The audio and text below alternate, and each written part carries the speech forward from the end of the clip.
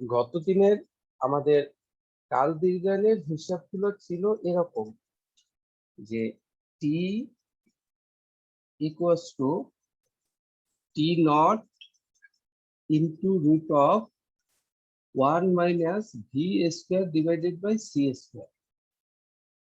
এই বিষয়টা ছিল আমাদের। এখন আমি বলছিলাম যে পৃথিবীতে একজন ব্যক্তি আছে, এই কাঠামোতে যমজ ভাই আছে,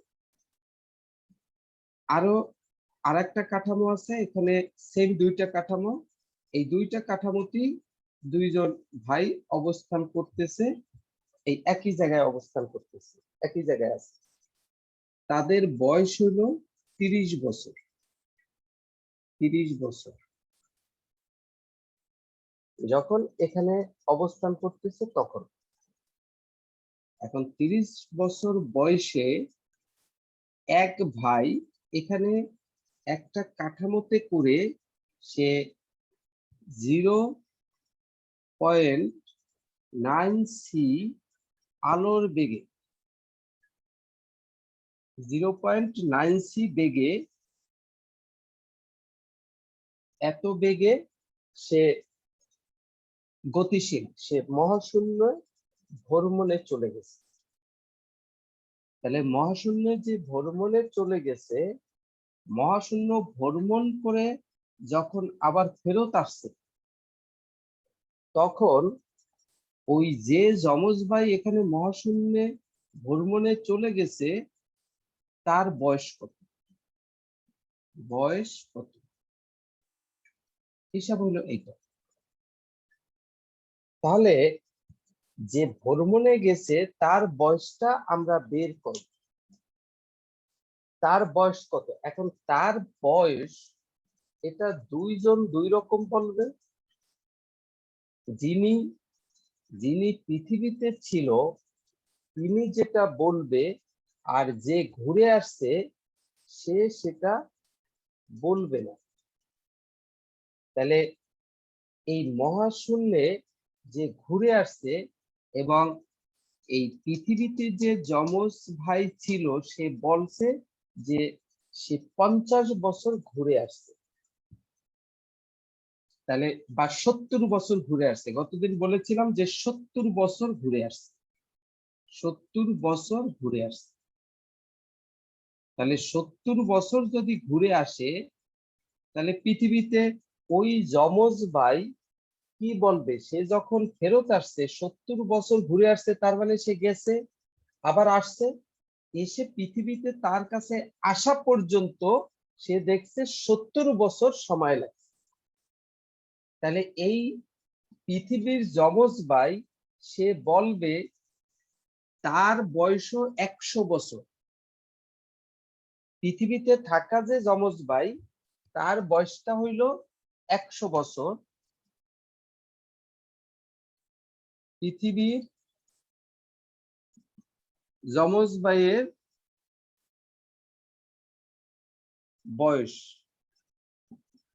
বয়সটা সেটা হইলো 100 বছর।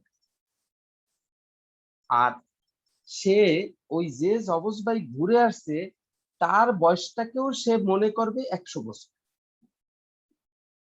এটা পৃথিবীর উনি মনে করবে। কিন্তু আসলে যে ঘুরে আসছে, এই যে যিনি ঘুরে আসছে, তাহলে একজন হইলো মনে করো তোমার পি, আর একজন হইলো কিউ। তাহলে এই যে পি ব্যক্তি, পি যমজ, উনি তো পৃথিবীতেই ছিল। দুইজনের বয়সী পৃথিবীতে তারা বড় হয়েছে, খেলাধুলা করছে, পৃথিবীতে বসে দুইজনই একই সাথে বড় হয়েছে। 30 বছর বয়স তাদের হইল। 30 বছরের সময় হঠাৎ কিউ যমজ ভাই সে ঘুরতে গেছে। সে 0.9 বেগে একটা নভোযানে করে ঘুরতে গেছে এবং পৃথিবীতে যে ব্যক্তি ছিল, যে যমজ ভাই পি, সে দেখছে সে ঘুরে টুরে 40 বছর পরে আসছে। তাহলে পি যমজের বয়সটা হবে 100 বছর, আর সে দেখবে কিউ যমজ সে ঘুরে আসছে, তাকেও বলবে সে হ্যাঁ তোমার বয়সও এখন 100 বছর, কিন্তু আসলে কিউ তো ঘুরে আসছে। তাহলে এখানে যেহেতু পি অবজার্ভ করছে ঘটনাটা, পি তো স্থির, যেহেতু পি যে ঘটনাটা অবজার্ভ করে সে তো স্থির, তাহলে এখানে গতিশীল ছিল কে? এই কিউ যমজ ভাই গতিশীল ছিল, এবং সে যে গতিশীল ছিল, তাহলে এই গতিশীল থাকলে ওই কিউ তার ঘড়ি দিয়ে তার বয়সটা যা পরিমাপ করেছে সেই পরিমাপকৃত বয়স আর পি যেটা পরিমাপ করেছে তার ঘড়ি দিয়ে ওই কিউ এর বয়সটাই, সেই দুই বয়সের ভিতরে পার্থক্য হবে আমাদের গত দিনের কথা অনুযায়ী। এখন এখন কিউ তার বয়সটাকে সে যত মাপবে, পি সেটাকে কম মাপবে না বেশি মাপবে? আমাদের গত দিনের আলোচনা কি বলে? কম পরিমাপ করবে পি ব্যক্তি, বেশি সেটাকে কি বেশি পরিমাপ করবে? কারণ আমরা বলি যে গতিশীল অবস্থায় ঘড়ি ছোলো চলে, তাহলে এই কথাটার ভিতরে কিন্তু কেমন কেমন একটা উল্টো উল্টো ভাব আছে, যে গতিশীল অবস্থায় ঘড়ি ছোলো চলে তার মানে ওর ভিতরে যে আছে ও ওর ঘড়ি অনুযায়ী ওর মতো মাপতেছে, এর বাহির থেকে যে দেখতেছে, অন্য কাঠামোতে বসে যে দেখতেছে, সে তার সময়টাকে বেশি দেখতেছে, তার মানে এর ঘড়িটা কিন্তু এ যে টাইমটা হিসাব করতেছে সেটা বেশি হিসাব করতেছে, তাই মূলত কিন্তু এর ঘড়িটা ছোট। কথাটা কিন্তু এরকম দাঁড়াই যাচ্ছে। তাহলে এখানে এই যে 70 বছর ঘুরে আসছে, এই টাইমটা পরিমাপ করছে কে? প্রথম হইলো এখানে ইভেন্ট, তোমাকে আমি বলছি তিনটা জিনিস খুঁজতে হবে। ইভেন্ট, ইভেন্টটা কি? ইভেন্টটা হইলো সময়, মানে এই যে ঘুরে আসছে ভ্রমণ করছে, এই ভ্রমণ করাটা হইলো ইভেন্ট, ঘটনা, ইনসিডেন্ট। এই ঘটনাটা হইলো এখানে সময়, মানে ঘুরে আসাটা সময়, মানে ঘুরে আসাটা হইলো ঘটনা। তাহলে ঘুরে আসলো, এখন কে ঘুরলো এবং 70 বছর ঘুরছে, এইটা কে পরিমাপ করছে? ঘুরছে কিউ, ঘুরছে কিউ কাঠামোতে বসে কিউ ব্যক্তি ঘুরছে, কিন্তু এই কিউটা কে পরিমাপ করছে? পি এইটা কি এই 70 বছর কি কিউ পরিমাপ করছে? 70 বছর টাইমটা পরিমাপ করছে পি। তাহলে পি যে পরিমাপ করছে, পি তো এই যে কাঠামোতে বসে পরিমাপ করছে, যেহেতু পি পরিমাপ করছে, পি ঘটনাটা দেখছে, পি স্থির, পি স্থির, সে এই কিউ এর বয়স পরিমাপ করছে। তাহলে সে কি তার নিজের বয়স পরিমাপ করছে না সে আরেকজনের বয়স পরিমাপ করছে? স্যার 70 বছর ঘুরে আসছে, সে অন্যের বিষয় পরিমাপ করছে। তাহলে দেখো ঘটনা, ভ্রমণ, তাহলে ওই ঘটনার সাপেক্ষে স্থির কাঠামো আর ঘটনার সাপেক্ষে সময় পরিমাপ করা, ভ্রমণের সময়। তাই ঘটনার সাপেক্ষে স্থির কাঠামো আর ঘটনার সাপেক্ষে গতিশীল কাঠামো। তাহলে এখানে এই কিউ ঘুরে আসছে, তাহলে কিউর সাপেক্ষে স্থির কাঠামো কোনটা? S prime. আর কিউর সাপেক্ষে গতিশীল কাঠামো কোনটা? এস। তাহলে আমরা কি বলছি? ঘটনার সাপেক্ষে স্থির কাঠামো যেটা পরিমাপ করে সেটা নট, আর ঘটনার সাপেক্ষে গতিশীল কাঠামো যেটা পরিমাপ করে সেটা নট ছাড়া। যেহেতু সময় পরিমাপ করছে, ঘটনা এখানে একজন ব্যক্তির মহাশূন্য চালে ঘুরে আসা, মানে মহাশূন্য ভ্রমণে ঘুরে আসার সময়। তাহলে এই মহাশূন্য যানে আছে কিউ ব্যক্তি, তাহলে ওই কিউ এর ভ্রমণ, তাহলে কিউ এর ভ্রমণের সাপেক্ষে এস প্রাইম কাঠামোতে বসে যেহেতু ঘুরতে গেছে, তাহলে ওই নভোচারীর সাপেক্ষে এস প্রাইম হইল স্থির। তাহলে এস প্রাইম যে ভ্রমণের টাইম যেটা বের করবে সেটা হবে টি নট, আর এস কাঠামো ভ্রমণের টাইম যেটা বলবে সেটা হবে টি। তাহলে এখানে 70 বছর ঘুরে আসছে, সেটা বলছে কি? বলছে এস কাঠামো। যেহেতু এস কাঠামো বলেছে, সুতরাং টি ইকুয়ালস টু এখানে 70 বছর। তাহলে টি ইকুয়ালস টু 70 বছর যদি হয়, তাহলে টি নট এই 70 বছর এখানে বসে পরিমাপ করছে, তাহলে ওই যে কাঠামোতে বসে যে ব্যক্তি ঘুরে আসছে, সে তার বয়সটা, সে কত বছর ঘুরছে, সে সেইটা কতটুকু বের করে, সেটা আমরা খুঁজে বের করব। তাহলে আমরা জানি কি, T equals to T naught 1 minus V square by C square. তাহলে এই যে টি ইকুয়ালস টু, এটা হলো 70, এই টি নট আমরা বের করব। 1 মাইনাস ভি স্কয়ার হলো 0.9 সি হোল স্কয়ার, তাহলে 9 square C square divided by C square তার রুট। তাহলে এখান থেকে হিসাব করলে কত হয়?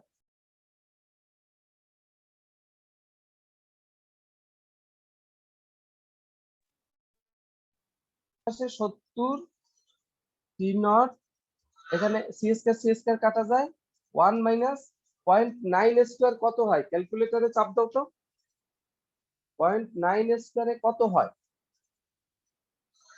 0.81. 0.81। তাহলে 0.81, তাহলে 0.81 হিসাব করো, অন থেকে বিয়োগ করো 0.81, তাহলে থাকে পয়েন্ট কত? 19। 19.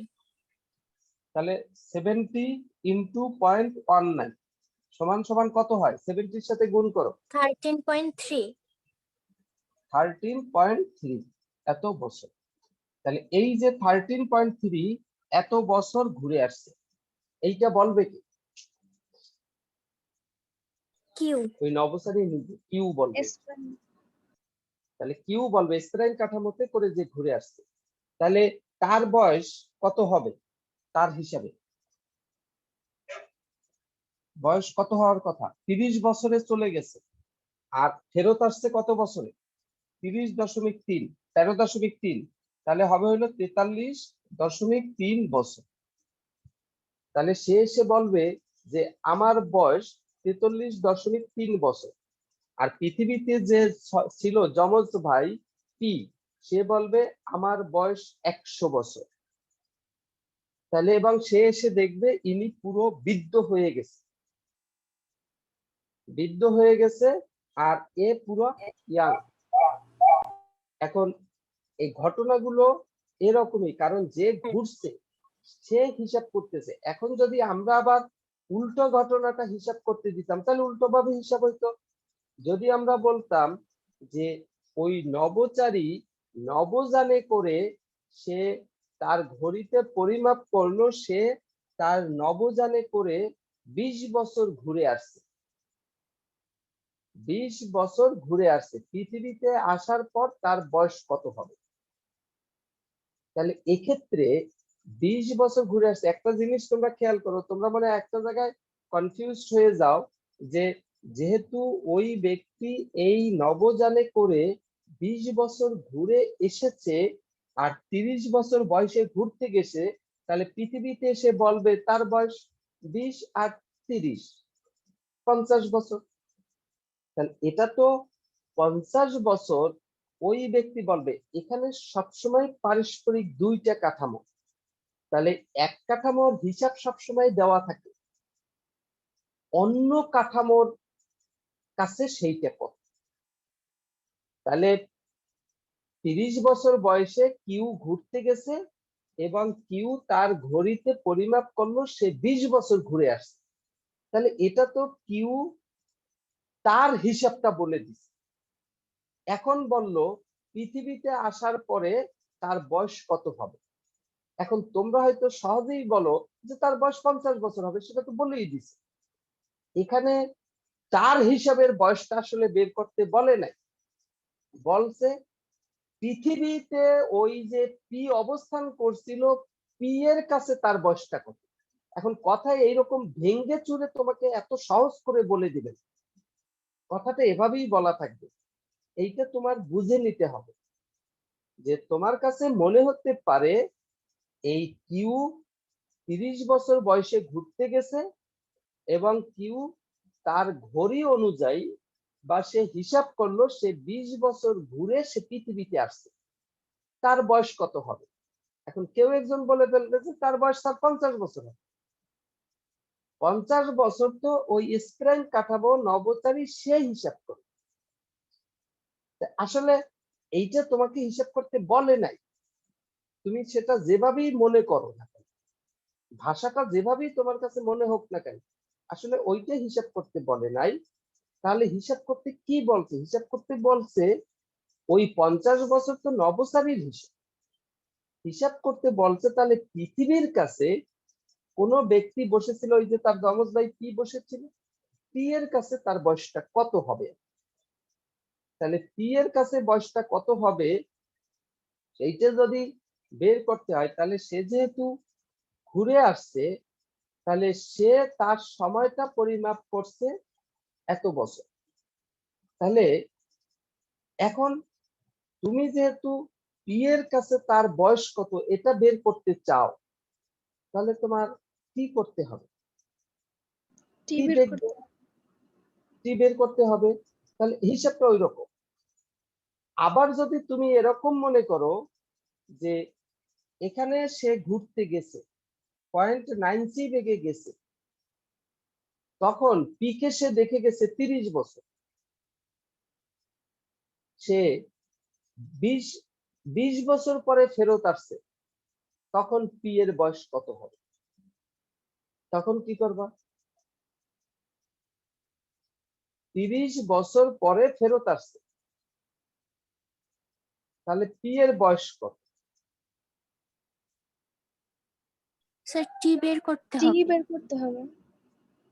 তাহলে বিষয়গুলো কিন্তু এই রকমের, অর্থাৎ এগুলা অঙ্কটা নিয়ে একটু চিন্তা করতে হয়। এই জন্যই আমরা বলছি যে এর বেসিক জায়গাটা কিন্তু ক্লিয়ার থাকতে হয়, তা না হলে ওই চিন্তা করে টি টি নট আমরা বের করতে পারি না, উল্টা পাল্টা হয়ে যায়। ওইটা উল্টা পাল্টা যেন না হয় এজন্য খুব বেশি বেশি এই অঙ্ক প্র্যাকটিস করবা, এবং যেখানে যে অঙ্ক আছে খুঁজে নিয়ে আসার চেষ্টা করবা, এনে এনে এই অঙ্ক করার চেষ্টা করবা। কিভাবে কি ভাষা বলেছে, বিভিন্ন জায়গায় কিন্তু বিভিন্ন রকম ভুলও করা আছে, কিন্তু তোমার সেন্স কি বলে সেগুলো নিয়ে আগে কথা বলবা। বলো।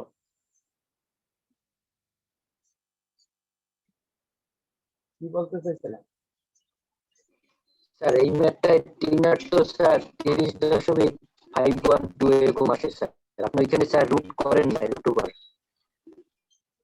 ও রুট করি নাই, তাহলে রুট করে যেটা হয় সেটাই বসে, ওই 5 পয়েন্ট সামথিং আসে।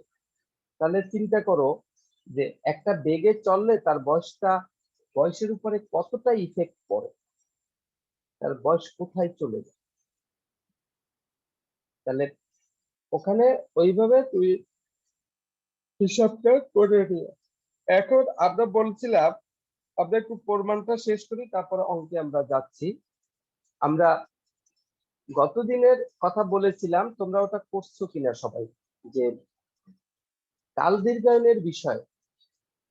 তাহলে কাল দীর্ঘায়ন হইল, কেন দীর্ঘায়ন বলছি আমরা গত দিনও বলছি, যে তোমার তো এক কাঠামো পর্যবেক্ষণ করতেছে আর এক কাঠামোর বিষয়, তাহলে যে পর্যবেক্ষণ করতেছে তাকে তো আমরা স্থির বলতে পারি, আর অন্য কাঠামো, দুইটা কাঠামোর একটা গতিশীল হবে একটা স্থির হবে।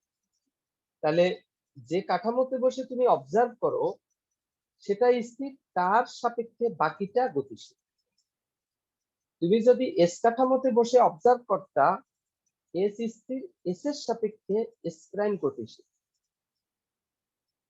এস প্রাইম কাঠামোতে বসে তুমি যদি কোনো কিছু অবজার্ভ করতা, তাহলে এস প্রাইম কাঠামোটা, তুমি যদি এস প্রাইম কাঠামোতে বসে অবজার্ভ করতেছো, এস প্রাইম কাঠামোটা স্থির, ওর সাপেক্ষে এস কাঠামোটা গতিশীল, ওর সাপেক্ষে। তাহলে আসলে ঘটনাটা যেখানে বসে পর্যবেক্ষণ করা হয় বা যে কাঠামোতে বসে বলা হয়, সেই কাঠামোটা স্থির হয়, সেই কাঠামোটা স্থির হয়, তার সাপেক্ষে অন্যটা গতিশীল হয়। তাহলে স্থির কাঠামোতে বসে গতিশীল কাঠামোর সময়কে বেশি মনে হয় সব সময়। তাহলে এখানে কিন্তু দুইটা কাঠামোর আবার তোমরা চিরস্থায়ী ভাবে মনে করে নিও না যে এই এস কাঠামো চিরস্থায়ী ভাবে স্থির, আর এখানে এস প্রাইম কাঠামো এ চিরস্থায়ী ভাবে গতিশীল, এরকম মনে করার কিছু নাই। এই কাঠামোটা যাচ্ছে ভি বেগে। তাহলে ওই কাঠামোটা যেহেতু ভি বেগে যাচ্ছে, তাহলে এর সাপেক্ষে তুমি এখানে বসে দেখতেছো সে ভি বেগের সামনে যাচ্ছে, তাহলে এটা গতিশীল। কিন্তু এখানে বসে কেউ যদি দেখে, তাহলে সে দেখবে এস কাঠামো ভি বেগে পিছনের দিকে যাচ্ছে, তখন এই কাঠামোতে বসে সে বলবে এস কাঠামোটা গতিশীল। তুমি যেখানে বসেই দেখো, তুমি যদি এই কাঠামোতে বসে পরীক্ষা নিরীক্ষা করো, এই কাঠামোতে বসে, তখন দেখবা যে এই কাঠামোতে যে সময়টা, এই কাঠামোর যে সময়, এই কাঠামোর যে ঘটনা বা যে সময় বা এইগুলো, এই সময়টা বেশি এই কাঠামোর থেকে। আবার এই কাঠামোতে বসে যদি অবজার্ভ করো, তাহলে দেখবা এই কাঠামোর সাপেক্ষে এই কাঠামোর সময়টা বেশি। অর্থাৎ এই কাঠামো যে সময়টা হিসাব করে নিজে নিজে, এই কাঠামো থেকে ওই সময়টা বেশি মনে হয়। আবার এই কাঠামোতে বসে তুমি দেখবা এই কাঠামো নিজে নিজে যে সময়টা হিসাব করে, সেই সময়টা এই কাঠামো থেকে বেশি হয়। এই জন্য স্থির কাঠামো থেকে গতিশীল কাঠামোর সময়টাকে সবসময় আমাদের কাছে বেশি মনে হয়। এই জন্য আমরা এটাকে কাল দীর্ঘায়ন বলি। আর দৈর্ঘ্যের ক্ষেত্রে কি হয়, সেখানেও তোমরা দেখেছো যে স্থির কাঠামো থেকে গতিশীল কাঠামোতে রাখা কোনো বস্তুর দৈর্ঘ্য ছোট মনে হয়। তাহলে স্থির কাঠামো থেকে গতিশীল কাঠামোতে রাখা বস্তুর দৈর্ঘ্য যেহেতু ছোট মনে হয়, এই জন্য ওটাকে দৈর্ঘ্য সংকোচন বলা হয়। তাহলে কাল দীর্ঘায়ন, দৈর্ঘ্য সংকোচন বিষয়টা মানে কথাটা স্বাভাবিকভাবে যেরকম, বিশেষ করে কাল দীর্ঘায়নের কিন্তু বুঝাচ্ছে কিন্তু একটু কেমন উল্টো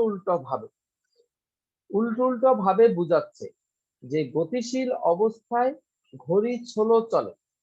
তাহলে ওই ব্যক্তির ঘড়ি ছোলো চলে, সেটা কিন্তু ওই ব্যক্তি দেখতেছে না, বুঝতেছে না, সেটা আমরা বাহির থেকে বুঝতেছি। এই জন্য বাহির থেকে তার পরিমাপকৃত সময়টাকে আমাদের কাছে বেশি মনে হচ্ছে। সে পরিমাপ করলো 1 ঘন্টা, সেটা আমাদের কাছে মনে হচ্ছে 1.5 ঘন্টা। 1.5 ঘন্টা, যে আসলে ঘটনাটা 1.5 ঘন্টায় ঘটছে। তাহলে কারণ কি? কারণ তার ঘড়িটা আসলে ছোলো চলে, তাহলে সে খুব দ্রুত দেখে ফেলছে। তাহলে ওইভাবে তার দেখার কথা না, তাই সে যেহেতু 1 ঘন্টায় দেখছে, সে তো আর ষোলো দেখে নাই, তাহলে তো সে আর 1 ঘন্টা দেখতো না। তাহলে তার কাছে কিন্তু ষোলো মনে হচ্ছে না, ষোলো মনে হচ্ছে কিন্তু বাহিরের কোনো ব্যক্তির কাছে যে ঘড়িটা ষোলো। তাহলে সে 1 ঘন্টা পরিমাপ করলো, বাহিরের কেউ সেটাকে 1.5 ঘন্টা পরিমাপ করলো। তাহলে এজন্যই কিন্তু বিষয়টা একটু উল্টো উল্টো ভাব আছে। এখন তুমি যদি এটা লরেন্স ট্রান্সফরমেশন দিয়ে বা লরেন্স বিপরীত ট্রান্সফরমেশন দিয়ে প্রমাণ করতে চাও, তাহলে তুমি কিভাবে প্রমাণ করবে?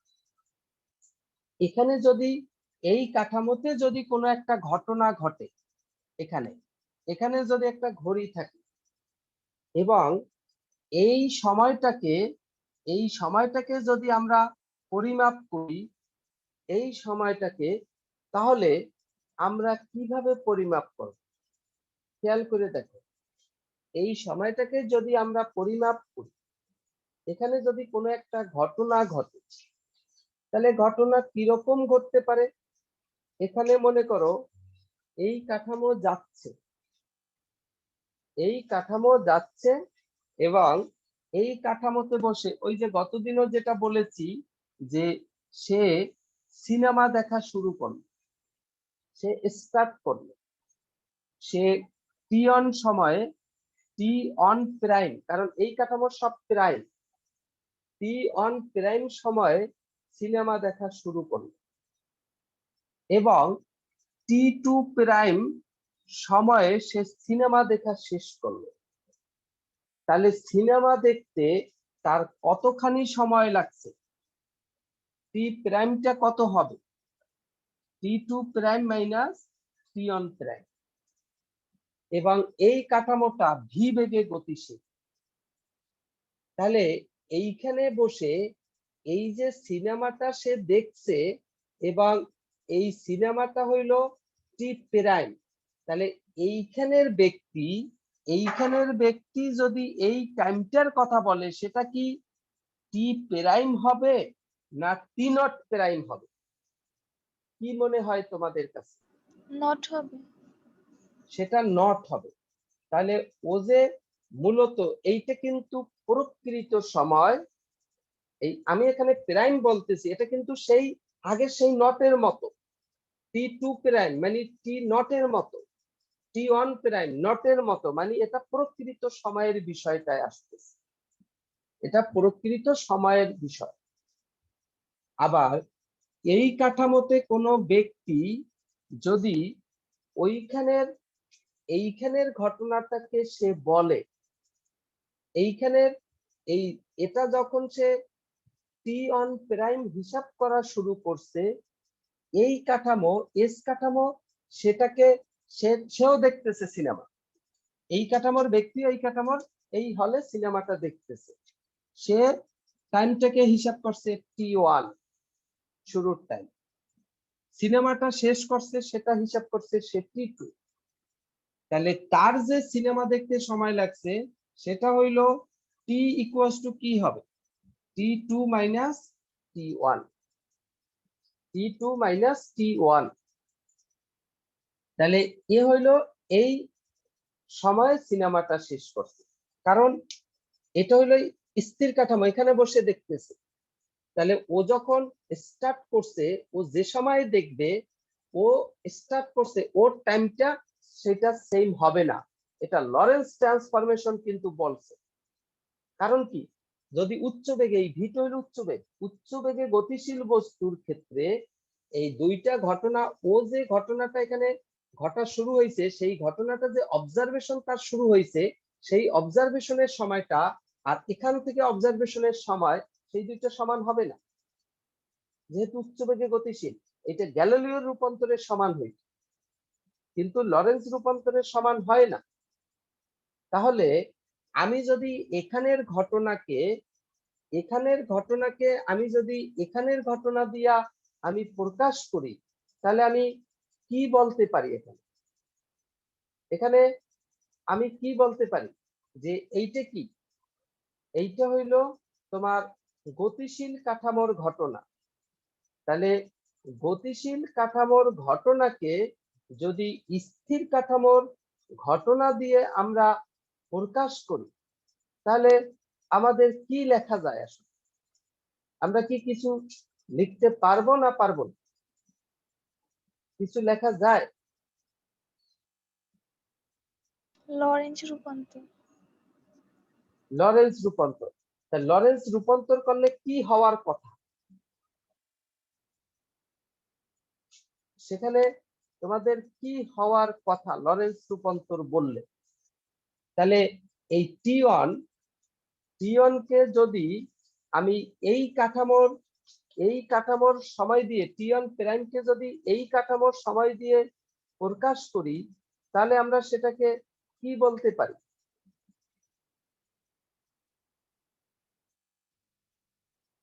এই যে টি ওয়ান প্রাইম সমান সমান কি লেখা যায় এখানে?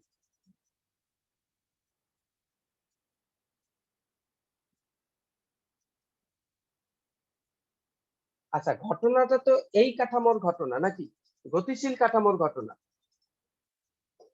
এই কাঠামোতে না, এই কাঠামোতে ঘটছে কিনা?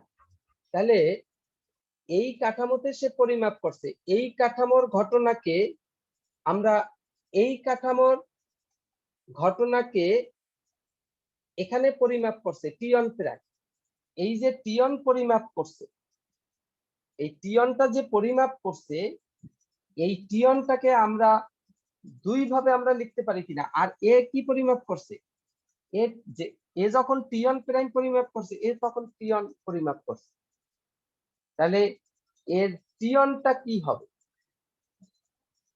এটা আমরা কি বলতে পারি? এর টিয়নটা কি হবে, আর টি অন প্রাইম সমান সমান কি লেখা যায়, অথবা টি অন সমান সমান কি লেখা যায়? আমরা লরেন্স এর বিপরীত রূপান্তর থেকে বা লরেন্সের রূপান্তর থেকে এগুলো বলতে পারি কি পারি না? জি স্যার। বলো দেখি, পারি? তাই টাইমের বিষয়টা আমরা কি বলতে পারি এখানে, বলো দেখি। টি অন প্রাইম সমান সমান আমরা কি বলতে পারি? T minus V X T one minus V X by C square divided by root of one minus V square by C square. আচ্ছা, তাহলে এখানে দেখো, খেয়াল করো যে T one minus V X by C square X C square, এটা না? Divided by root of sir one minus V হ্যাঁ, square divided by root of 1 minus V square by C square,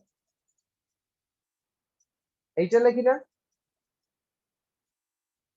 এরপরে টি টু প্রাইম কি লিখি তাহলে? Sir T one এর জায়গায় শুধু টি টু দিলেই তো। তাহলে T two minus V X divided by C square divided by root of 1 minus V square by C square, এটা না? এখন তুমি দেখো তোমার দুইটা সূত্র ঠিক আছে কিনা। তুমি যে রিফাত খান ট্রান্সফরমেশন বলছো, কোথাও কোনো ত্রুটি আছে কিনা, কোন জায়গায় কোনো ত্রুটি আছে কিনা এই লেখায়, একটু ভালো করে খেয়াল করো, ভালো স্যার, করে খেয়াল করো। হ্যাঁ, নিচেরটায় প্লাস হবে না? নিচেরটা তো কখনোই প্লাস না, এটা তো তুমি সম্পূর্ণ অমূলক কথা বলছো। এখানে তো কখনোই প্লাস আমাদের হয় নাই, কারণ বি এর জায়গায় মাইনাস বি হবে, তাহলে মাইনাস বি হলে এখানে স্কোয়ার আছে, সেই মাইনাসের স্কোয়ারে প্লাস হয়ে যাবে, এটা তো আমরা সেখানে প্রুফ করেই নিয়ে না আসছি। স্যার, টি টু প্লাস ভিএক্স না? এইটা জি স্যার। প্লাস কেন হবে? লরেন্স ট্রান্সফরমেশনে প্লাস বলে?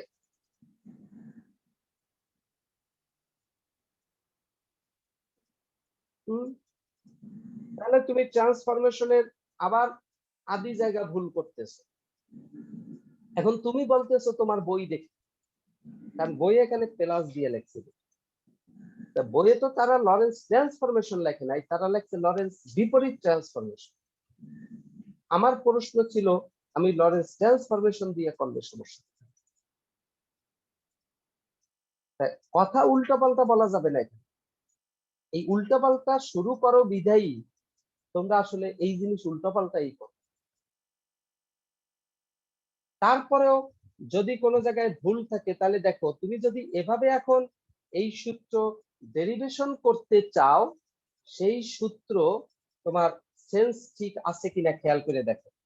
এই যে T two prime minus T one prime, যদি দুইটা বিয়োগ করো তাহলে এখানে এটা লসাগু করা যায়, T one minus V X by C square divided by root of 1 minus V square by C square minus T two minus V X by C square divided by 1 minus V square by C square root.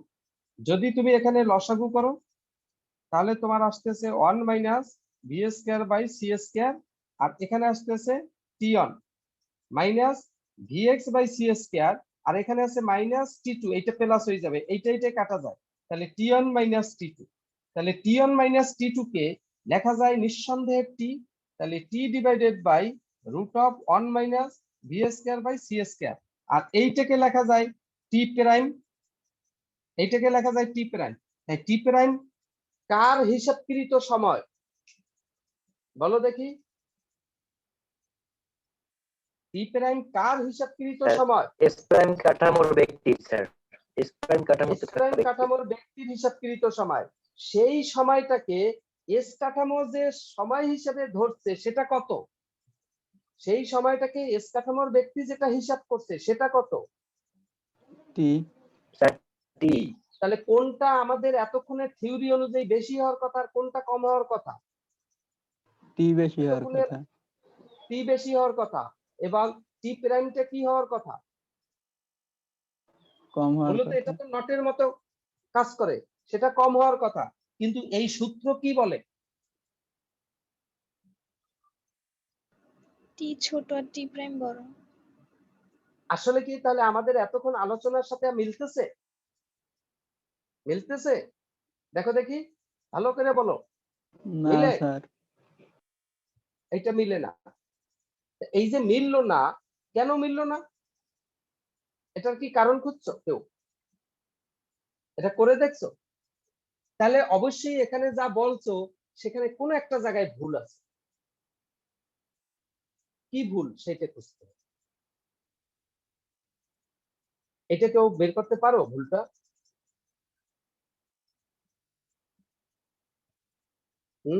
কারো মাথায় আসে কিনা? ভুলটা কিন্তু অত্যন্ত সূক্ষ্ম একটা ভুল।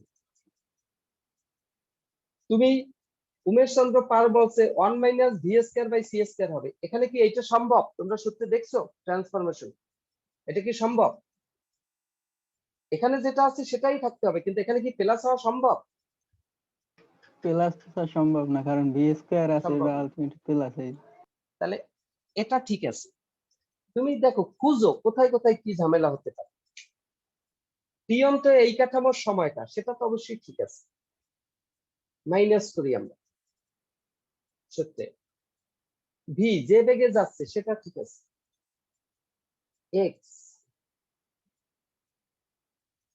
এক্স যেটা, তাহলে যেটা এক্স, এইটা হলো এক্স, এই হলো সি স্কয়ার, সি স্কয়ার ঠিক আছে। তাহলে যে কোনো ভাবে হোক এই এক্স এক্স একটা গন্ডগোল বাঁচতেছে কেমন জানি। জি স্যার, শুধু তো তাছাড়া এক্সই তো থাকে সব ঠিক। তাইলে। তাহলে শুধু এক্সই পড়ে থাকে, তো গন্ডগোলটা তো এক্স এর ভিতরে। তা আগে যখন আমরা ট্রান্সফরমেশন করেছিলাম তখন তো দুইটা ঘটনা, দুইটা ইভেন্ট কি আমরা বলেছিলাম? এই টি টি এর যখন ট্রান্সফরমেশন বলেছিলাম একটা দূরত্বের হিসাব, কিন্তু এখানে খেয়াল করে দেখো এখানে এক্স হবে না, তোমরা এখানে একটা ভুল করছো। ও যখন এইটা পরিমাপ করে তখন এইটার যে অবস্থান ওর সাপেক্ষে যত দূরে আছে, এইটা যখন সিনেমা দেখে শেষ করে তখন কি এই সিনেমা হলটা তত দূরে থাকে এর কাছে? এই এক্সটা কি, এক্স জিনিসটা কি? দূরত্ব। কার দূরত্ব? ঘটনার দূরত্ব। কার সাপেক্ষে? কার এস থেকে, সাপেক্ষে? এস থেকে। স্যার স্থির কাঠামোর এস সাপেক্ষে। থেকে, স্থির কাঠামোর সাপেক্ষে। তাহলে স্থির কাঠামোর সাপেক্ষে প্রথম যে তুমি শুরু করেছিলা যে দূরত্বে বসে, তারপরে যেখানে সিনেমাটা শেষ হয়েছে সে একই দূরত্বে বসে কি শেষ হয়েছে? তাহলে এই কাঠামো কি স্থির থাকতে হয় না? জি স্যার। তা ও কি ওইখানে বসেই শেষ হয়েছে? যখন না শেষ হয়েছে তখন কি সিনেমা হল ওখানে আছে? তাই শেষ হওয়ার ক্ষেত্রেও এই এস কাঠামো থেকে তার দূরত্বটা কি এক্স হবে? না, x2 হবে, x1 আর x2 হবে এই জায়গায়। তাহলে এটা কই গেছে তোমার? এই যে দেখো যে স্যার এত খুব সহজ জিনিস, মানে এখানে চিন্তাগুলো বলে দিলেই খুব সহজ হয়, কিন্তু একটু তোমাদেরকে যদি চিন্তা করে বের করতে বলি তাহলে মনে হয় যে আল্লাহ কি হয়ে যাচ্ছে। তা এইখানে কখনো আমরা এক্স আর এক্স ধরতে পারি না, এটা x1 আর এটা x2। তাহলে এইখানে এখন বিয়োগ করলে কি আসবে? এইখানে x1 আসবে আর এইখানে x2 আসবে। তাহলে এই টার্ম কি কাটা যাবে? এখন আর কাটতে পারবা? না এই দুইটা টার্ম এখন আর কাটতে পারবা না। যদি কাটতে না পারো তাহলে এখন কি আসবে? এখন আসবে কি? এই যে t2 prime minus t1 prime সমান সমান এখানে আসবে হলো root of 1 minus V square divided by C square t1 এখানে এইটা মাইনাস এইটা, এই তো সরি এখানে t2 মাইনাস এখানে হলো t2 এর জায়গায় তো আগে এটা t2 বসবে, t2 এটা হলো x2 আর এটা হলো t1 আর এটা হলো x2। তাহলে এখানে t2 মাইনাস t1 তারপরে minus V by C square into x2 plus x1। এখন তুমি কি এইটা জানো না জানো না? ও মাইনাস কমন নিলে এইটা প্লাস হয়ে যাবে, এটাও মাইনাস হবে, x2 minus x1। And x2 minus x1 কি বের করতে পারবা? তোমার কাছে কোনো সেই শক্তি আছে বের করার? নেই। তাই ঘটনা যখন এই কাঠামোতে তখন কি তুমি লরেন্স ট্রান্সফরমেশন দিয়ে কাজ করতে পারবা? কোনো রাস্তা আছে? না করতে হবে কি বিপরীত বিপরীত ট্রান্সফরমেশন। এখন এটা যেহেতু পারতেছি না লরেন্স ট্রান্সফরমেশন দিয়ে, এখানে গন্ডগোলটা বাড়ছে। তাহলে বিপরীতে এসে দেখি, বিপরীতে আসলে কি হয়? t1, তাহলে বিপরীতে তো ঘটনা এইটা ঘটবে না, তখন এই এই কাঠামোর ঘটনাকে এই কাঠামোর সময়টাকে গতিশীল কাঠামোর সময় দিয়ে ব্যাখ্যা করতে হবে। তাহলে t1 ইকুয়ালস টু আমরা কি বলতে পারি? এখানে কি বলতে পারি? t2 মানে t1 প্রাইম প্লাস কি বলতে পারি? V x vx prime divided by x prime divided by c square divided by root of 1 minus v square by c square। এইখানে কি v x প্রাইম লিখবো না x1 প্রাইম লিখবো? আচ্ছা তুমি x1 প্রাইম ধরো, তাহলে ও যে সময়টা এখানে দেখতেছে সেখানে এই যে t1 প্রাইম কার কাউন্টিং টাইম? এটা এই s প্রাইম কাঠামোর ব্যক্তির কার বেগ? s প্রাইম কাঠামোর ব্যক্তির বেগ। আর এই পার্ট তো কনস্ট্যান্ট সব সময়। x1 প্রাইম কার দূরত্ব? এখান থেকে এই এই t1 সিনেমা হলটা যেখানে ছিল সেখানে যে সিনেমা শুরু করছে, দেখা শুরুটা হয়েছে সেই সময় এই ব্যক্তি থেকে সিনেমা হলটার দূরত্ব, এই কাঠামোর ব্যক্তি থেকে দূরত্ব x1 প্রাইম। আবার t2 সমান সমান কি হবে? t1 prime plus V x2 prime by c square divided by root of 1 minus V square by c square, 1 minus V square by c square. এইখানে দেখো এই যে c square root of 1 minus V square by c square, এগুলো নিয়ে কোনো সমস্যা নেই, আর সব জায়গায় সেম। এইখানে হলো সরি t2 প্রাইম। তাহলে আবার এখানে t2 টা হবে উনি যে শেষ করছে তখন তার যে শেষ হওয়ার সময় সেই সময় প্লাস সে যে বেগে যাচ্ছে সেই বেগ ইনটু দূরত্ব এই কাঠামো থেকে যখন শেষ হয়েছিল তখন সিনেমা হলের দূরত্ব, সেইটা আমরা x2 ধরেছি ডিভাইডেড বাই c স্কয়ার। এখন যদি দুইটা আমরা বিয়োগ করি তাহলে আমরা কি বলতে পারি? স্যার তাহলে তো একই সমস্যা হবে, কিন্তু স্যার গতিশীল সমস্যা কি কাঠামো হবে তুমি সাপেক্ষে স্যার করো। ওটা তো স্থির স্যার। তাহলে t2 minus t1 t2 minus t1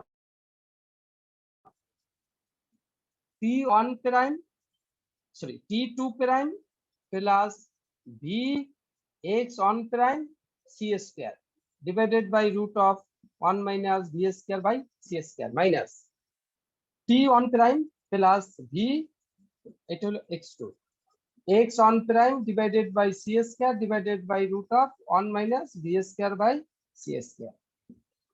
রসাগু করো 1 minus v square by c square t2 prime plus v x2 prime by c square minus t on prime minus v x on prime divided by c square. এই প্লাসে এই minus এখানে কি হয়ে যাবে, minus হয়ে যাবে। এখন তো এখানে আসি t2 prime minus t1 prime, এই একটা গেল। এরপরে প্লাস এখানে v divided by c square common যায়, x2 prime minus x1 prime divided by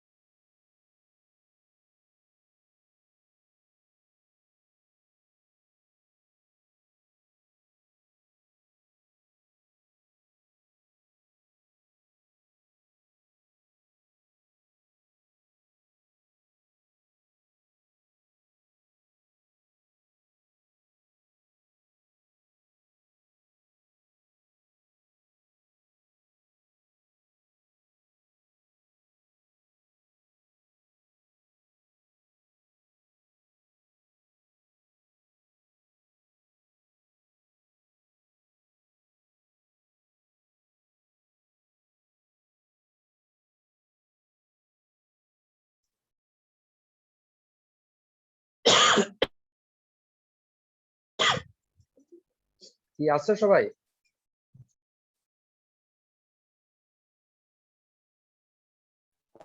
আসি স্যার। আচ্ছা, তাহলে এটাকে আমি জাস্ট এইটাকে টি লিখলাম, এইটাকে t1 টি প্রাইম, এটাকে টি প্রাইম এই যে টি প্রাইম অথবা আমি টি নট ধরলাম, তাহলে টি প্রাইম আর টি নট আমার আগের সেন্সের একই বিষয়, আগের সেন্স অনুযায়ী একই বিষয়, সবই ঠিক আছে। সাথে কি এইটুক যুক্ত আছে। এখন আমার দরকার কি এখানে x2 prime minus x1 prime. এখন তুমি আসো এইখানে x2 প্রাইমটা দূরত্ব, কার দূরত্ব? এই কাঠামোতে যে ব্যক্তি ছিল সেখান থেকে সিনেমা হলের দূরত্ব, আর x1 প্রাইম সেখান থেকেও সিনেমা হলের দূরত্ব, হয়তো এই প্রান্ত এই প্রান্ত। এই দূরত্বের কোনো পরিবর্তন কি হয়? সময় যতই অতিবাহিত হচ্ছে এর সাপেক্ষে এই বস্তুটা কি স্থির না? তাহলে এই ব্যক্তির সাপেক্ষে এই সিনেমা হলের কি দূরত্বের কোনো পরিবর্তন আছে? কথাটা ক্লিয়ার নাই? যে এখানে বসে এ যখন দেখেছে যে সিনেমা যখন দেখা শুরু করছে তখন মনে করছে কি সিনেমাটা এই এটা সে 100 মিটার সামনে আছে এবং সিনেমা দেখা স্টার্ট করছে। 1 ঘন্টা পরে সিনেমা দেখা শেষ করছে। ও তাহলে সেই 1 ঘন্টায় কি এই কাঠামো এখানে বসেছিল? তাহলে 1 ঘন্টা পরেই তো এখান থেকে পরিমাপকৃত সময়টা x2, তাহলে x2টা কি সেই 100 মিটার থাকবে আর এর জন্য? না, থাকবে, সেটা চেঞ্জ হয়ে যাবে। তাহলে ওই x2 আর x1 এই দুইটার মধ্যে কি এ পার্থক্য খুঁজে পাবে কিনা? পাবে। এ যখন দেখা শুরু করছে তখন দেখছে যে সিনেমা হলটা 100 মিটার বা 20 মিটার সামনে। এরপরে যখন সিনেমাটা সে 40 মিনিটে দেখা শেষ করছে, স্যার সাউন্ড কমে গেছে। যদি সে 40 মিনিটে দেখা শেষ করে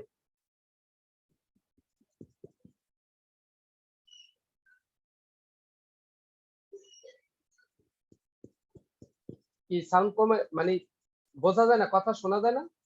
যায় স্যার। স্যার বোঝা যায় স্যার। স্যার আর স্যার তো পাবে না স্যার, ঠিকই আছে আমাদের কাছে।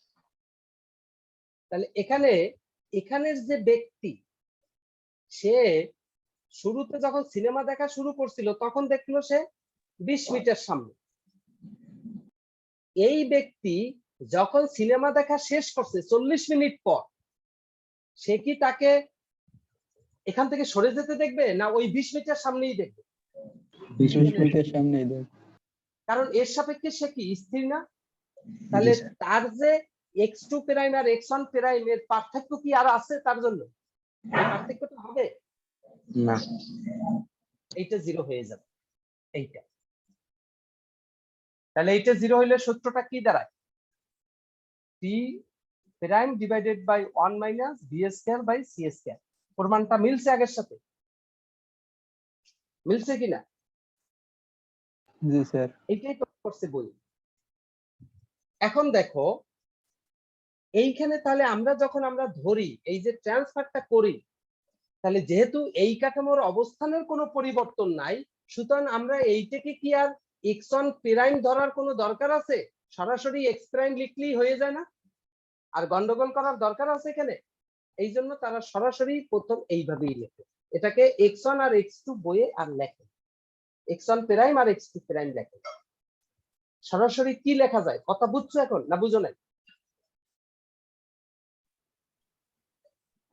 সবাই বুঝছো কিনা? জি স্যার। ওইভাবে লিখি তখন ওই দুইটা কাটাকাটি যায়। অথবা তুমি যদি এখানে x1 আর x2 প্রাইম এভাবে লিখে তারপর ওখানে চিন্তা করো একই কথা, তখন ওখানে আর একটা লাইন লিখতে হবে কেন 0 হলো। এখানে সরাসরি এভাবে লেখা যায়। এখন কথা হলো এটা লরেন্সের বিপরীত ট্রান্সফরমেশন দিয়ে ঘটনাটা ঘটে। কারণ কি? কারণ এখানে বিপরীত ট্রান্সফরমেশন ঘটনাটা হলো গতিশীল কাঠামোতে। তাহলে স্থির কাঠামোতে বসে হিসাব নিকাশ গুলা হয়েছে। তাহলে স্থির কাঠামোর হিসাব করতেছি আমি, স্থির কাঠামোতে বসে হিসাব করতেছি। স্থির কাঠামোতে বসে গতিশীল কাঠামোর হিসাবগুলো করতেছি। তাহলে স্থির কাঠামোর বিষয়গুলো গতিশীল কাঠামোর মাধ্যমে আসছে, এই কাঠামোর বিষয়গুলো গতিশীল কাঠামোর মাধ্যমে আমরা লিখছি, এই জন্য আমরা এভাবে হিসাবটা করছি। যদি আমি এই সিনেমা হলটাকে এখন কি এটাকে লরেন্সের রূপান্তর দিয়ে করা যাবে না? অবশ্যই যাবে, লরেন্স রূপান্তর দিয়েও করা যাবে। তখন এই ঘড়িটা বা এই সিনেমা হলটা এখানে থাকতে পারবে না, তখন সিনেমা হলটা এই কাঠামোতে রাখতে হবে। এই আর কোনো পার্থক্য তুমি যেভাবে প্রমাণ, কারণ তুমি দেখো এই কাঠামোতে রাখলে তখন আর সমস্যা কেন হয় না? কারণ তখন এই কাঠামোটা মূলত কি কাঠামো হিসেবে কাজ করে? এখান থেকে ঘটনা তুমি দেখতেছো, এখান থেকে ঘটনা তুমি দেখতেছো, তখন এই কাঠামোতে বসে যখন তুমি দেখো তখন এইটা স্থির কাঠামো হিসেবে কাজ করতেছে, আর এইটা কি কাঠামো হিসেবে কাজ করতেছে? গতিশীল কাঠামো হিসেবে কাজ করতেছে, তাই না? তাহলে এইটা যদি গতিশীল কাঠামো হিসেবে কাজ করে, তাহলে এখন এইখানের ব্যক্তি যে অবজারভেশনটা করবে, সেই অবজারভেশনের সময়টাকে আমরা কি বলবো? সেটা কি টি নট না সেটা টি? টি নট এস এর সময়। সেটা টি নটের মতো। আর এ যে সময়টা দেখবে সেটা কি? সেটা কিন্তু টি এর মতো। মনে আছে? মনে আছে কিনা বিষয়?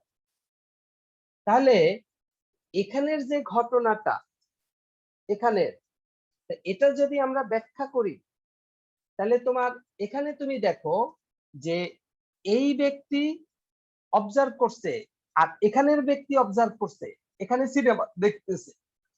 তাহলে ও সিনেমা দেখা শুরু করলো টি অন সময়, ও সিনেমা শেষ করলো এখানে টি2 সময়। তাহলে টি অন সময় সিনেমা শুরু করছে, টি2 সময় সিনেমা দেখা শেষ করছে। তাহলে ও কতক্ষণ পর্যন্ত সিনেমা দেখছে? ওর সময়টা কতটুকু? ওর সময়টা কতটুকু হবে? ওর সময়টা হবে টি ইকুয়ালস টু কি? সেই টি ইকুয়ালস টু কি হবে? টি2 মাইনাস টি1। এখন এই যে সিনেমাটা দেখছে, এখানের ব্যক্তিও তো সিনেমা দেখছে। এখানে যখন ও টি সময় দেখছে, তখন কি ও টি সময় দেখবে? না। এই কাঠামো সে দেখছে টি1 প্রাইম সময়, আর সিনেমা দেখা ও শেষ করছে, ও দেখছে টি2 প্রাইম দেখায় প্রাইম সময় দেখে শেষ করছে। তাহলে ওর জন্য সময়টা কত? টি প্রাইম সমান সমান কত হবে? টি2 প্রাইম মাইনাস টি1 প্রাইম। এইটা এখন যদি আমরা এখানে লরেন্জের রূপান্তর চিন্তা করি, তাহলে কি ঘটনা কি? তাহলে এখানে বসে যদি আমরা ওর সময়টাকে ওর সময়ের মাধ্যমে চিন্তা করি, তাহলে ওর সময়টা কত? টি1 প্রাইম সমান সমান কি হবে? আমরা কি লিখতে পারি?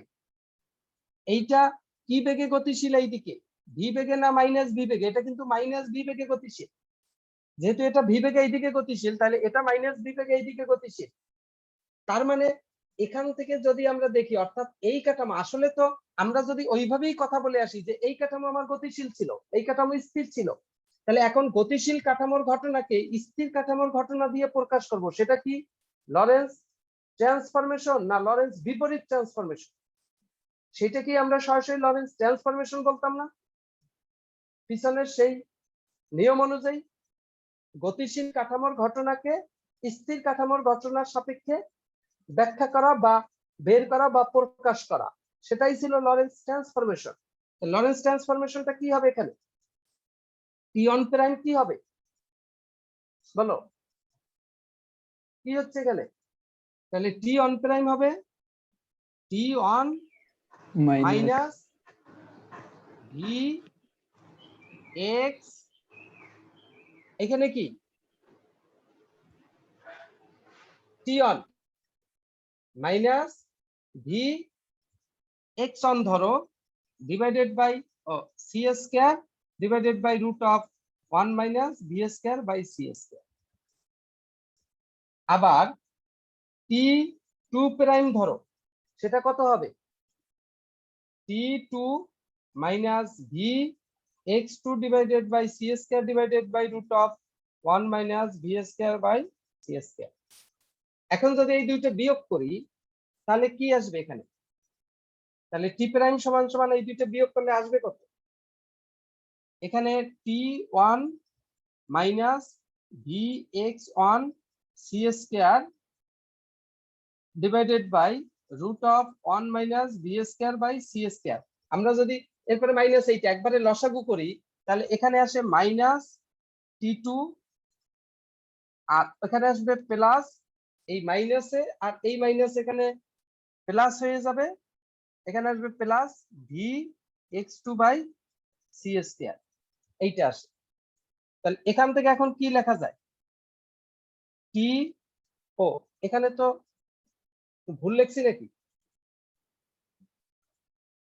এখানে হলো টি2, এখানে হবে টি2 আর এখানে হবে x2, আর এখানে হবে টি1 আর এখানে হবে x1। কি এইটা আসে না? তাহলে এখান থেকে যদি আমরা কমন নিই, তাহলে টি2 মাইনাস টি1, আর এইখান থেকে যদি আমরা মাইনাস কমন নিই, তাহলে ভি বাই সি স্কয়ার, তাহলে আসে x2 minus x1 divided by root of 1 minus V square by C square. এখন করতে গেলে আমার দরকার এই x2 মাইনাস x1 কত। তাহলে এখানে যে তুমি ধরেছো ঘটনা, এখানে দেখো এই যে x1 দূরত্ব, এই x1 দূরত্বটা কার? সেটা কি এই এস প্রাইম কাঠামোর ব্যক্তির দূরত্ব না এস কাঠামোর ব্যক্তির দূরত্ব? এস কাঠামোর ব্যক্তি থেকে সিনেমা হলের দূরত্ব, এস কাঠামোর ব্যক্তি থেকে সিনেমা হলের দূরত্ব।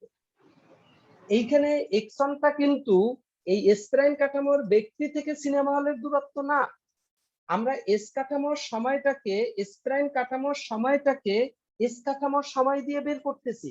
তাহলে এই যে টি1, এস কাঠামো টি1, এখানে ভি তো এখানে এই যেটা গতিশীল সেইটার বেগ সিএস স্কয়ার, এই যে এক্স এখানের যে দূরত্বটা সেইটা কি, সেইটাও এস কাঠামো থেকে দূরত্ব ওই সিনেমা হলে। তাহলে এস কাঠামোতে সিনেমা হলটাও যেহেতু এস কাঠামোতে, তাহলে এস কাঠামো থেকে ওই সিনেমা হলের দূরত্বের কি কোনো ভেরিয়েশন আছে? না যে স্যার 1 ঘন্টা পরেও যেখানে সিনেমা 1 ঘন্টা প্রথম দেখা শুরু করছে, 1 ঘন্টা দেখে শেষ করছে, তাহলে সিনেমা হলটা কি এই ব্যক্তির সাপেক্ষে সরে গেছে? সরে যায় নাই। তাহলে এখানে কি x1 লেখার আর x2 লেখার কোনো দরকার ছিল? না স্যার কোনো দরকার ছিল না। এই দুইটা কিন্তু সেম। তখন এই দুইটা যদি সেম হয়ে যায়, তখন এখানে ঘটনাটা কি ঘটে তাহলে? এখানে আর এই দুইটা থাকতেছে না, মানে এটা জিরো, এই পার্টটা জিরো, ওই পার্টটা আর থাকবে না, এই পার্টটা এইটা কাটা যায়, এটা। তাহলে এখানে থাকবে টি2 মাইনাস টি। তাহলে ফাইনালি আমরা এখানে কি পাইলাম দেখো দেখি, টি প্রাইম সমান সমান টি2 মাইনাস টি1, ওটাকে বলতে পারি T divided by root of 1 minus V square by C square. এখন তুমি আসো তোমার মূল জায়গায়, এই টি প্রাইম আর টি এর মধ্যে কোনটা টি নট আর কোনটা টি? এখানে টি প্রাইম আর টি নটের টি এর মধ্যে কোনটা টি আর কোনটা টি নট আগের? তাহলে ও যেটা পরিমাপ করতেছে ওর যে সময়টা সেইটা হচ্ছে টি প্রাইম, সেইটা এখানে কি টি হিসাবে কাজ করতেছে না? করতেছে কিনা নিয়ম অনুযায়ী? দেখো দেখি, কারণ ও দেখতেছে কি এই কাঠামোর সময়টাকে। তাহলে এই এস প্রাইম কাঠামো যখন এস কাঠামোর সময়টাকে দেখে, তাহলে এস প্রাইম কাঠামো এস কাঠামোর সময়টাকে কি বলবে? টি বলবে না টি নট বলবে? টি বলবে। তাহলে টি এস বলবো প্রাইম কাঠামোর সময়টা হলো টি প্রাইম, তাহলে এটাকে আমরা টি বলতে পারি, টি ইকুয়ালস টু। আর টি টি আর নট হয়ে যাবে। আর এখানের ও যে সময়টা পরিমাপ করে, ও নিজের সময় নিজে পরিমাপ করে, সেটাকে আমরা টি বলছি, আসলে সেটা কি টি না T naught? T naught. T naught. T naught. তাহলে হবে T naught divided by root of 1 minus V square by C square. সূত্র কিন্তু যেভাবে হিসাব করো ওই একই রকম প্রসেসে আসতেছে। বুঝো নাই? ঘটনা বুঝো নাই? আমরা তিন ভাবেই কিন্তু একই রকম সূত্র পেয়েছি। একইভাবে দৈর্ঘ্যের সংকোচনটাও এভাবে করে, দুই ভাবেই, একটা লরেন্স ট্রান্সফরমেশন দিয়েও করা যায়, লরেন্সের বিপরীত ট্রান্সফরমেশন দিয়েও। তাহলে পারবা করতে? তাহলে কেন আমরা ওইখানে লরেন্সের এই কাঠামোতে যখন রেখেছিলাম বা এই কাঠামোতে রেখে কেন লরেন্সের বিপরীত দিয়ে করতে পারবো না? কারণ বিপরীত দিয়ে করলে এই দূরত্বটা আসবে এই কাঠামোর সাপেক্ষে দূরত্ব, আর এই কাঠামোর সাপেক্ষে দূরত্ব ঘটবে, সেই দূরত্ব বের করার মতো ক্ষমতা আমাদের হাতে নেই এখানে। তাহলে সেই দূরত্ব যেহেতু বের করতে পারতেছি না, তাহলে যখন স্থির কাঠামোতে ঘটনা থাকে তখন আমরা লরেন্সের বিপরীত ট্রান্সফরমেশনে যেতে পারি, তখন লরেন্সের ট্রান্সফরমেশনে যেতে হয়। আর যখন ঘটনাটা গতিশীল কাঠামোতে থাকে তখন আবার লরেন্স ট্রান্সফরমেশনে যেতে পারি না, সেক্ষেত্রে লরেন্স বিপরীত ট্রান্সফরমেশনে যেতে পারি। কারণ লরেন্স ট্রান্সফরমেশনে গেলে ওই দূরত্বটা আমরা ফাইন্ড আউট করতে পারি। এই হইলো আমাদের হিসাব মনে রাখার বিষয়। তুমি এটা লরেন্স ট্রান্সফরমেশন দিয়ে করবা না বিপরীত ট্রান্সফরমেশন দিয়ে করবা, নিছক তোমার বিষয়।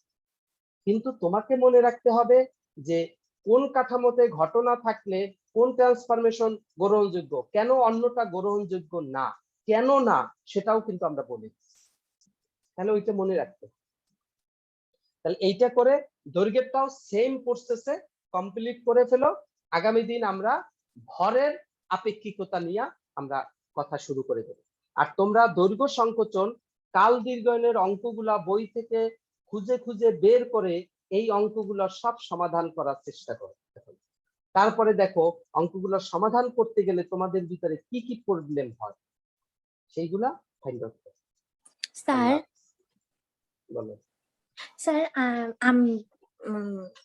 মুভির ওইটা যদি স্যার এস প্রাইম কাঠামোতে থাকে তাহলে স্যার আপনি বলছেন যে x2 মাইনাস x1 যেটা আসে ওইটা আমরা পরিমাপ করতে পারবো না।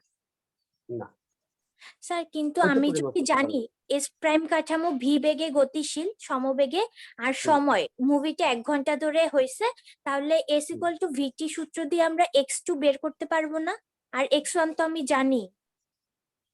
হ্যাঁ তুমি করতে পারো, করলে আলটিমেটলি তোমার ওইখানের যে ক্যালকুলেশন ফাইনালি তুমি দেখো তোমার আবার টি এর হিসাব আছে কতক্ষণ ধরে ঘটছে, তাই তুমি সেই ক্যালকুলেশন করে আনো কয় পৃষ্ঠা হয় দেখ,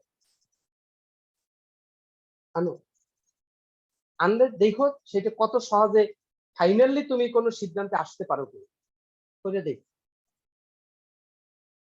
তুমি যেটা চিন্তা করছো x2 আর x1 যেহেতু ভি বেগে চলে, সময় এখানের বিষয় আছে, তাহলে তুমি ওইভাবে চিন্তা করে x2 এবং x1 এর মান বসিয়ে দেখো তুমি ফাইনালি ক্যালকুলেশন করে আনতে পারো কিনা সেটা আমাকে জানাই।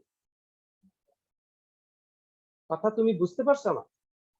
আগে জি করে স্যার। দেখো, নিজে নিজে করো, তুমি খাতায় নিজে নিজে করলে হয়তো জায়গাটা আরো তোমার ক্লিয়ার হয়ে যাবে। যদি করা যায় তাহলে করো।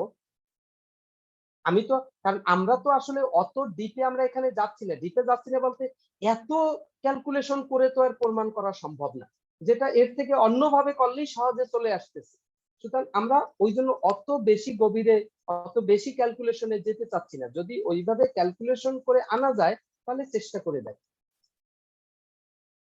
ওভাবে করলে তো ওই যে স্কয়ার সময়ের ব্যবধান ওইটা তো প্রশ্ন দেয়া থাকা লাগবে, যদি না দেয়া ওইটাও থাকে করবো দেওয়া কেমনে? থাকতে হবে, জি ওইটা স্যার। তো ওইটা কখনোই তোমার প্রশ্নে দেওয়া থাকবে। তাহলে কিছু না কিছু লাস্টে এসে একটা অভাব তুমি অনুভব করবাই। সরাসরি তোমার এই যে T equals to T naught divided by 1 minus V square by C square এই সূত্রে আসবে না, এর সাথে কিছু একটা রাশি আবার যুক্ত হয়ে থাকবে, সেটাও প্রশ্নে দিয়ে দিতে হবে। তাহলে প্রশ্নে কিন্তু ওই রাশিগুলো দেওয়া থাকবে না, এই জন্য তুমি করে দেখো, তখনই বুঝতে পারবা যে আসলে ওইভাবে কলেজ ঝামেলাটা কি। তুমি বুঝতে পারছো পরমি? জি স্যার। আচ্ছা, আল্লাহ হাফেজ।